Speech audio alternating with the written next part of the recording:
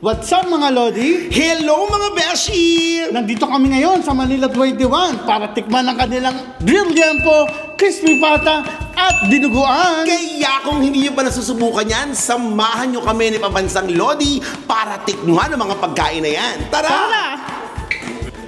Sa halagang 43 dirhams mga Lods, matitikman nyo na ang unlimited grilled yempo, crispy pata at dinuguan at iba't ibang klaseng Filipino dishes. May kasama na rin yung iced tea, fruits, and desserts. Unlimited lahat yan mga Lods. Dito lang yan sa Manila 21 sa May Avenue Hotel, Arriga.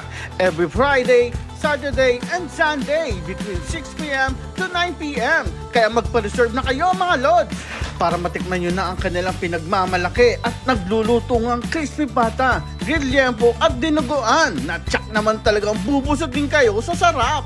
Yung dinuguan nila, tamang-tama ang timpla at lapot. Recommended ko to mga Lods. Siyempre, lalong sumarap ang ating kainan dahil kasama natin mag-food trip si Pokwang ng Dubai at ang Lods ko na si Dabot the Comedian.